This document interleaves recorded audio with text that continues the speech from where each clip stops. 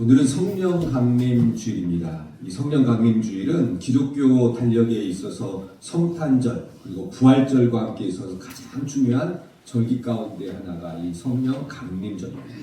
예수님께서 이 땅에 오신 날이 성탄절 그리고 죽음을 이기시고 다시 살아나신 날이 부활절이라면 오늘 성령 강림 주일은 성령 하나님이 우리 가운데 임하신 날을 기념하는 거룩한 절기가 바로 성령 강림절입니다. 성령 강림주일을 영어로는 펜테코스트라고 이렇게 이야기합니다. 이것은 헬라어로 50번째 되는 날 이런 의미를 가지고 있습니다. 예수님이 부활하신 날로부터 50번째 되는 날, 50일이 지난 날 예루살렘 마가의 다락방에 모여 있었던 120명의 제자들 위에 성령의 불이 임하게 됩니다. 그날 하루에만 3,000명이 회개하고 세례를 받았습니다. 그래서 그날이 바로 교회의 탄생일이 되었습니다. 오늘 우리가 이 자리에 모여 예배를 할 수 있는 것도 바로 그날의 성령 하나님의 역사 덕분입니다. 오늘 본문은 예수님이 부활하신 바로 그날 저녁에 있었던 이야기입니다. 부활하신 예수님께서 두려움에 떨고 있는 제자들을 찾아오셔서 평강을 주시고 성령을 불어넣어 주시고 새로운 사명을 주시는 장면입니다. 이 짧은 본문 안에 성령 강림의 의미와 또 우리를 향한 하나님의 뜻이 고스란히 잘 담겨 있습니다. 오늘 이 말씀을 통해 여러분의 마음에 걸려있는 두려움의 빗장이 하나씩 풀어질 수 있게 되기를 바랍니다. 성령 하나님의 새바람이 여러분의 삶 속에 불어오기를 바랍니다. 뉘엿뉘엿 해가 저물어가는 예루살렘의 어느 뒷골목에 숨소리조차 크게 내지 못하는 사람들이 있었습니다. 바로 예수님의 제자들이었습니다. 이 제자들은 지금 몸을 잔뜩 웅크리고 누가 볼까 무서워 창문을 닫고 문에 빗장을 걸어 잠그고 있었습니다. 불과 일주일 전만 해도 이렇지 않았습니다. 호산나를 외치며 종려나무 가지를 흔들던 군중들의 함성에 이 세상이 전부 다 자기들 것인 줄 알았습니다. 예수님을 따라 예루살렘 성에 입성할 때 제자들의 가슴이 얼마나 부풀어 올랐는지 모릅니다. 야, 드디어 세상이 바뀌는구나. 우리의 스승인 예수가 이스라엘을 구원하시는구나. 라고 이렇게 제자들이 생각했습니다. 3년 동안 예수님과 함께 다니면서 예수님의 물 위를 걷는 기적을 보았고 오병이의 기적을 보았고 죽은 나사로가 다시 살아나는 것을 보았습니다. 제자들은 이 예수라면 우리의 스승이라면 반드시 이스라엘을 구원하실 것이다 라고 믿었던 것입니다. 그러나 한순간에 민심이 돌변하게 됩니다. 예수를 십자가에 못 박으라라는 광기 어린 함성이 들려왔고 스승은 무기력하게 끌려가십니다. 그리고 채찍에 맞으시고 가시면류관을 쓰시고 십자가에 매달려 돌아가시게 됩니다. 제자들은 그 자리에서 모두 다 도망쳤습니다. 베드로는 3번씩이나 나는 예수님을 모른다라고 부인하기까지 했습니다. 그리고 예수님은 돌아가십니다. 모든 것이 다 끝난 줄로만 알았습니다. 이제 제자들에게 남은 것은 참담한 배신감과 그리고 보이지 않는 미래에 대한 막막함 뿐이었습니다. 스승을 버리고 도망쳤다라는 죄책감도 제자들의 마음을 짓누르고 있었을 것입니다. 다음은 내 차례가 아닐까 하는 서슬퍼런 공포가 그들의 심장을 조여오기까지 했습니다. 성경은 이 장면을 이렇게 기록하고 있습니다. 19절 말씀을 보면 이날 곧 안식 후 첫날 저녁 때 제자들이 유대인들을 두려워하여 모인 곳에 문들을 닫았더니 라고 이렇게 말씀하고 있습니다. 문들을 닫았더니 이 짧은 말 가운데 얼마나 깊은 절망이 담겨 있는지 모릅니다. 제자들이 문을 걸어 잠근 것은 단순히 눈에 보이는 방문, 나무문만을 걸어 잠근 것이 아니었습니다. 세상이 무서워서 마음의 문까지도 꽉 닫아버린 것입니다. 나도 잡혀가면 어쩔까? 나도 잡혀가면 내 인생이 끝나버리는 것은 아닐까라는 막막함이 제자들의 어깨를 짓누르고 있었습니다. 사실 그들이 두려워하는 것은 어떻게 보면 너무나 당연한 것처럼 보입니다. 스승도 이렇고 꿈도 다 사라져 버렸고 내일도 보이지 않는 그 자리에서 두려워 떠는 것은 너무나도 자연스러운 모습일 것입니다. 그런데 하나님은 바로 그 두려움조차 아십니다. 그리고 바로 그 두려움의 자리를 찾아오십니다. 사랑하는 성도 여러분, 이 제자들의 모습이 오늘 우리의 모습과 닮아 있지 않습니까? 2000년 전 예루살렘 다락방의 제자들처럼 우리도 인생을 살아가며 수없이 많은 빗장을 걸어 잠그고 있습니다. 예측할 수 없는 날씨의 변화로 농부들의 마음은 늘 조마조마합니다.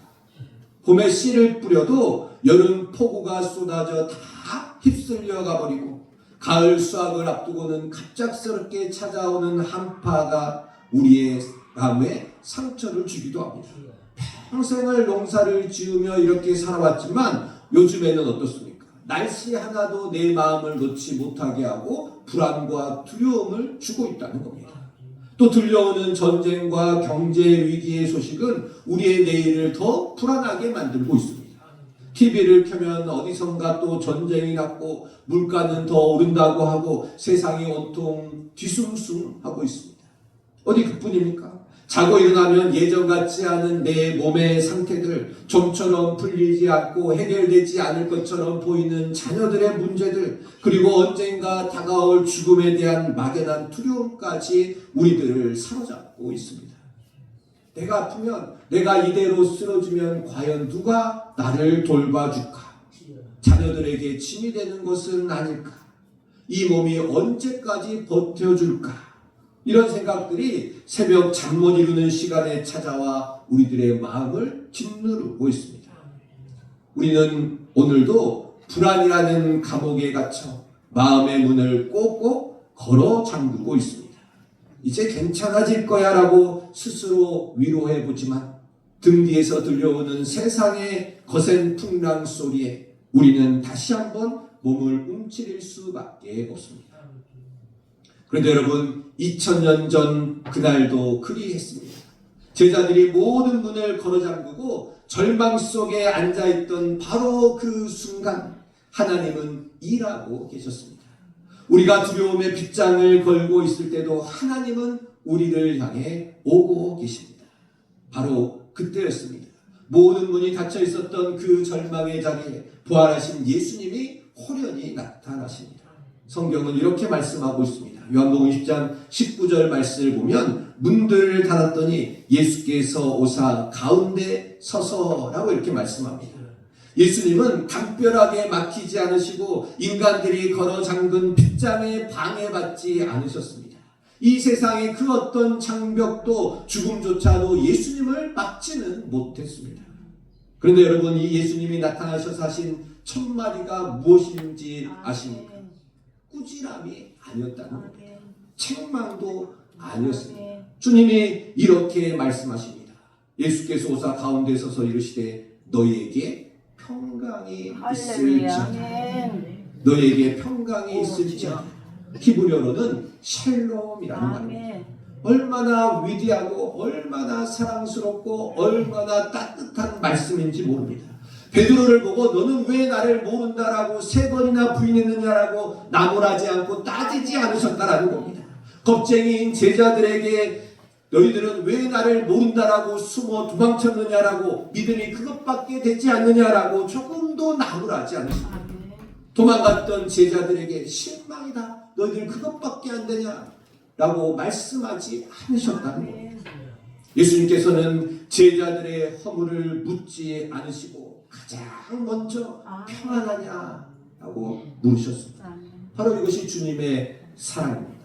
우리의 죄보다 하나님의 평강이 훨씬 더 크다라는 겁니다.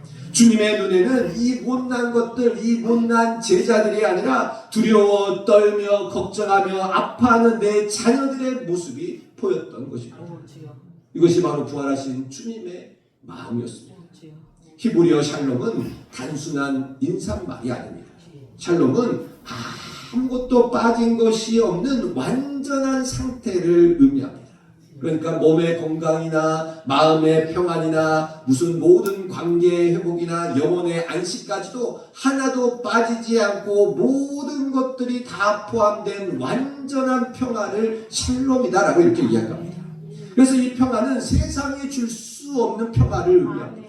환경이 바뀌어도 흔들리지 않는 평화, 심지어 죽음 앞에서도 무너지지 않는 평화를 말하고 있습니다.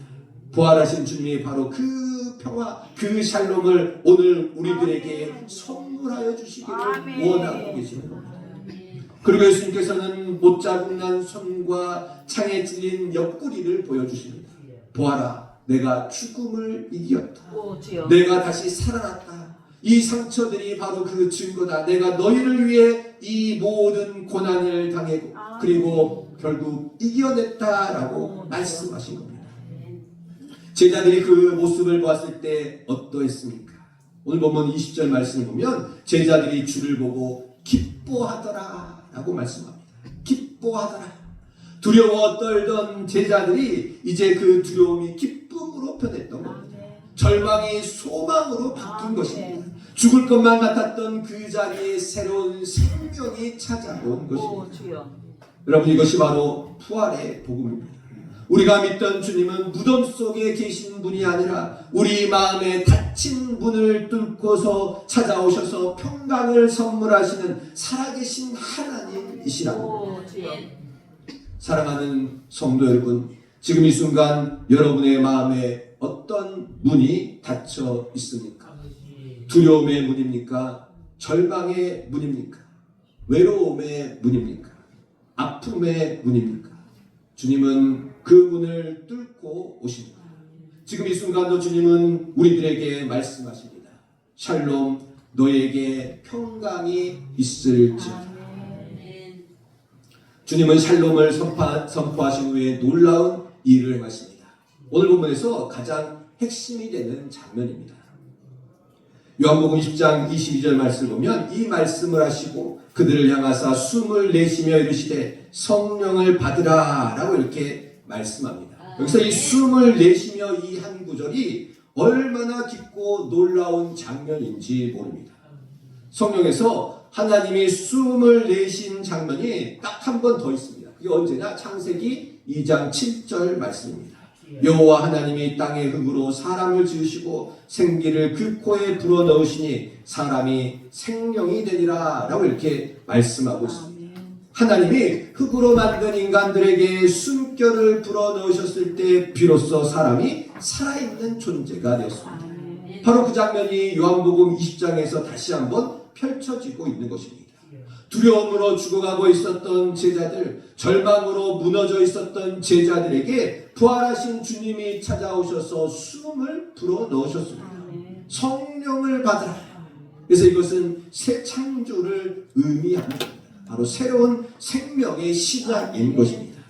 처음 창조 때 하나님이 흙덩이에 숨을 불어넣어 사람을 만드셨다면 이제 성령을 통해 죽음으로 두려움으로 죽어가는 우리들을 새로운 생명으로 다시 살리고 계시는 겁니다. 성령 하나님이 임하시면 어떤 일이 일어나게 됩니까? 성경은 생생하게 증언하고 있습니다. 오순절 마가 다락방을 한번 생각해 보십시오. 예수님이 부활하시고 승천하신 후에 제자들이 다시 한번 다락방에 모였습니다. 아직도 두려움이 완전히 사라지지 않았던 그들이었습니다. 120명이 열흘 동안 간절히 기도합니다. 그때 하늘에서 급하고 강한 바람 같은 소리가 임합니다. 불의 엽처럼 생긴 것들이 각 사람 위에 임했습니다. 그들이 모두 성령의 충만함을 받았습니다. 그러다 이제 어떤 일이 일어나게 됩니까? 평생 업으로 살았던 베드로가 수천 명 앞에 서서 당당하게 복음을 선포합니다. 너희가 십자가에 못 박은 이 예수를 하나님의 주와 그리스도가 되게 하셨느니라. 이 설교 한 번에 3,000명이 회개하고 세례를 받았습니다.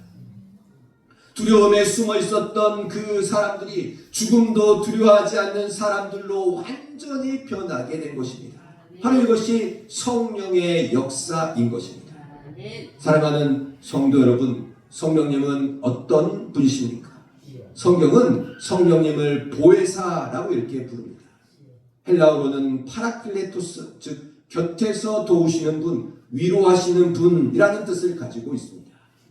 예수님은 제자들에게 이렇게 약속하셨습니다. 요한복음 14장 16절 말씀을 보면 내가 아버지께 구하겠으니 그가 또 다른 보혜사를 너희에게 주사 영원토록 너희와 함께 있게 하리니. 아멘. 영원토록 너희와 함께, 이것이 바로 성령님이 주시는 가장 큰 선물입니다.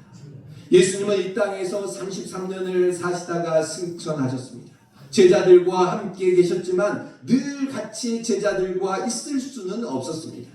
그러나 성령 하나님은 우리를 떠나지 않으신다라는 겁니다. 우리가 새벽에 홀로 잠 못 이룰지라도, 논밭에서 땀 흘려 일할 때라도, 병원 침대에 누워있을 때라도 성령님은 우리 곁에서 우리를 붙들고 계시는 겁니다. 또한 성령님은 우리의 연약함을 아신다라고 로마서에서 말씀합니다. 이와 같이 성령도 우리의 연약함을 도우시나니 우리는 마땅히 기도할 바를 알지 못하나 오직 성령이 말할 수 없는 탄식으로 우리를 위하여 친히 간구하시느니라. 우리가 너무나 아프고 힘들어서 기도 한마디 하지 못하고 있을 때 성령님이 대신 탄식하시며 우리를 위해 기도해 주십니다. 여러분, 얼마나 놀라운 은혜입니까? 사랑하는 성도 여러분, 오늘 성령 강림주일을 맞이하여 여러분들의 마음문을 활짝 여시기 바랍니다. 그리고 성령님을 새롭게 초청하시기 바랍니다. 성령님, 오늘 이 예배 가운데 임하여 주옵소서. 우리의 마음에 새 바람을 불어넣어 주옵소서. 두려움을 몰아내시고 주님의 평강으로 가득 채워 주옵소서. 이 기도가 오늘 우리 모두의 기도가 되기를 바랍니다. 사랑하는 성도 여러분, 주님은 평강을 주시고 성령을 부어주신 후 제자들의 가슴에 사명의 불을 지펴주십니다. 요한복음 20장 21절 말씀을 보면 예수께서 또 이르시되 너희에게 평강이 있을지어다. 아버지께서 나를 보내신 것 같이 나도 너희를 보내노라 라고 이렇게 말씀합니다. 아버지께서 나를 보내신 것 같이 나도 너희를 보내노라. 얼마나 놀라운 말씀입니까? 주님이 하나님 아버지로부터 사명을 받아 이 땅에 오셨던 것처럼 이제 우리도 사명을 받은 자로 이 세상에 보내심을 받는 것입니다. 방금 전까지 두려워 숨어 있었던 그 제자들에게 예수님께서는 새로운 정체성을 주고 계십니다. 너희는 두려워서 숨어 사는 자들이 아니라 보내심을 받은 자라는 겁니다. 주님이 주시는 평강은 우리끼리만 잘 먹고 잘 살라고 주시는 안락함이 아니라는 겁니다. 이 평강은 닫힌 문을 열고 세상으로 나갈 수 있게 해주는 용기인 것입니다. 성령이 임하시면 그래서 용기가 생기게 됩니다. 담대함이 생기게 됩니다. 베드로가 그랬고 요한이 그랬고 스데반이 그랬습니다. 성령 충만한 사람은 달라지게 되는 겁니다. 여러분, 성령이 임하시면 구체적으로 어떻게 달라지게 됩니까? 갈라디아서 5장에 보면 성령의 열매를 이렇게 말합니다. 사랑, 희락, 화평, 오래 참음, 자비, 양선, 충성, 온유, 절제라고 이렇게 말합니다. 성령 충만한 사람들은 이런 열매들이 맺힌다는 겁니다. 사랑이 풍성해지고 기쁨이 넘치게 되고 화평이 찾아오게 됩니다. 어렵고 힘든 일 앞에서도 오래 참을 수 있는 힘이 생깁니다.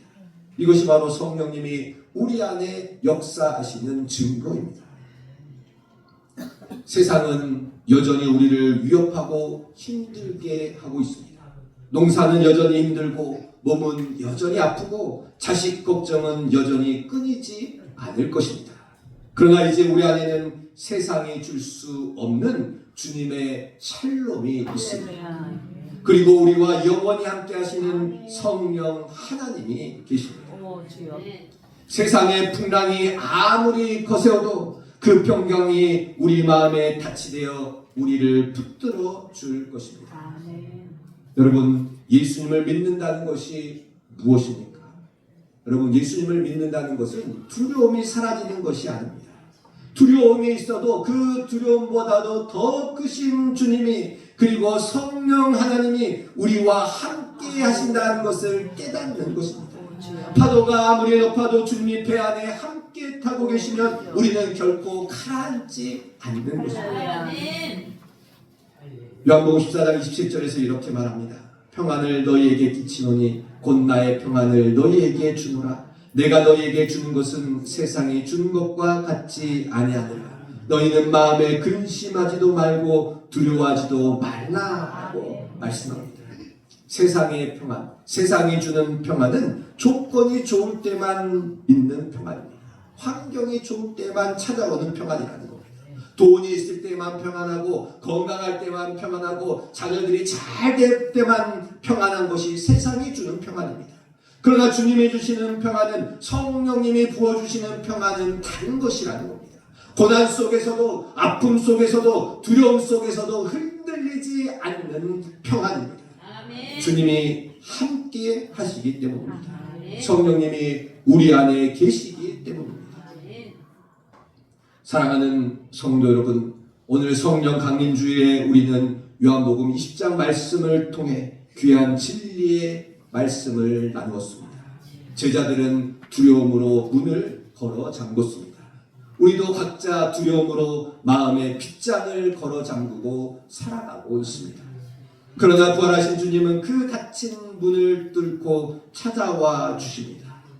샬롬, 너희에게 평강이 있을지어다.